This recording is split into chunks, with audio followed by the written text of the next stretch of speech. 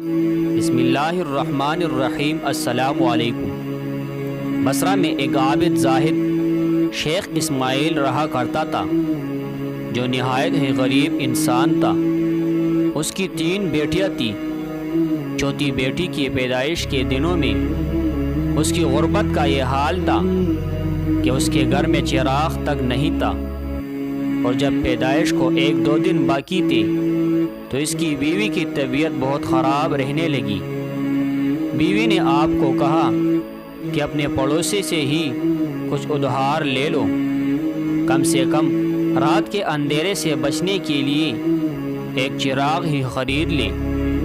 شیخ اسماعیل نے کبھی اپنی ذات کے لیے کسی کے آگے ہاتھ نہیں پھیلایا تھا، لیکن بیوی کے بار بار اصرار پر وہ مجبور ہو کر ایک پڑوسی کے گھر کی طرف گئے اور دروازے پر دستک دی، لیکن کوئی جواب نہیں آیا۔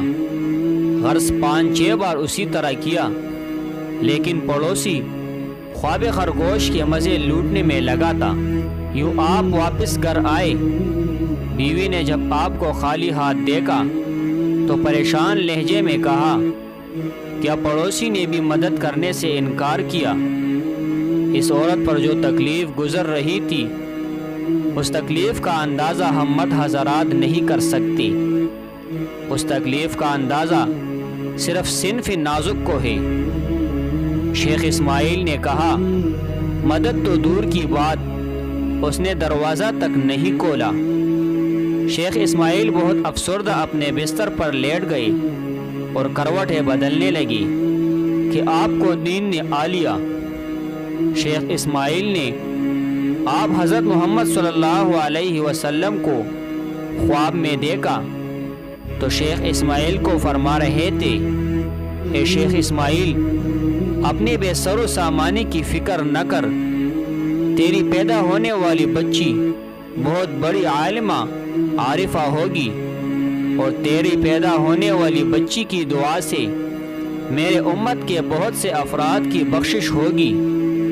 شیخ اسماعیل، تم پر لازم ہے کہ حاکم بصرہ عیسیٰ زروان کے پاس جاؤ اور اس سے کہہ دے کہ مجھ پر ہر رات 100 بار اور جمعے میں 400 بار مرتبہ درود شریف بھیجتا ہے، مگر گزشتہ جمعہ کی رات اس نے میری بارگاہ میں درود کا تحفہ نہیں بھیجا، اس لیے اسے چاہیے کہ کفارہ ادا کرنے کے طور پر میرے قاصد کو 400 دینار ادا کرے۔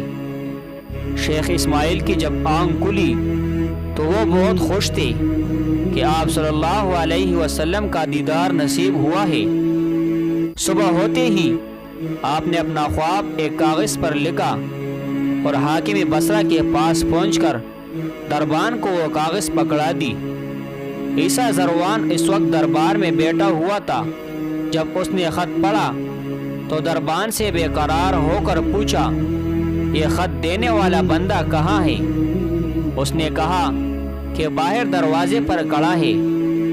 حاکم بصرہ دوڑ کر دروازے پر پہنچے اور شیخ اسماعیل کے ہاتھوں کو بوسہ دے کر کہا کہ آپ کے طفیل میرے نبی صلی اللہ علیہ وسلم نے میرا ذکر کیا ہے، میرا نام لیا ہے اور میری غلطی کی معافی کا سبب پیدا ہوا ہے۔